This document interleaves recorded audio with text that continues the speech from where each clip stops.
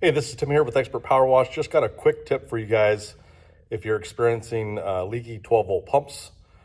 This is super simple. I'll show you what we got here, and hopefully this can help you with leaking pumps. Let's take a look. All right, guys, I got two pumps sitting right here. This is the 7 GPM dual control, and then over here, this is a 5.3. This is a brand new pump directly out of the box. As you can see, it's never been hooked up.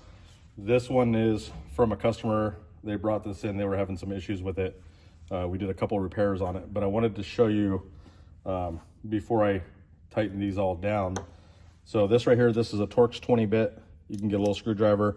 It works best if you don't have like an impact driver and you just do this by hand. But just go directly in here. These are the bolts that bolt the pump head to the motor. This little part right here, this is the seal. This is a Viton seal on these pumps. But I want to show you this right here. So if you can see, it'll turn just a little bit. So just give these a nice little, just a gentle torque. You don't want to over torque them. But I wanted to show you that this one right here is directly out of the box. And I wanted to check this one. I haven't checked to see how tight the bolts are on these. I know Remco has a torque spec on them somewhere, but what we like to do is just go in, see that? If you can get a little closer to this bolt here, you can see how much this turns. We're just gonna turn that just a little bit. I'm probably getting about 1/8 of a turn right there. And then we'll flip this up like that. A little bit more. And just go around and torque these all.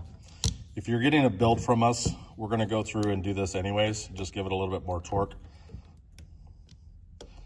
Yeah, these all are going about 1/16 to an 1/8 inch turn. That one a little bit more.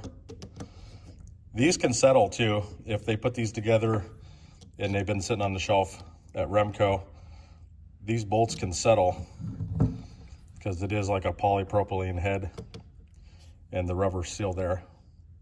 It can flex over time. So yeah, just like that. So that should help you eliminate some of those leaking issues that you're having with your pumps.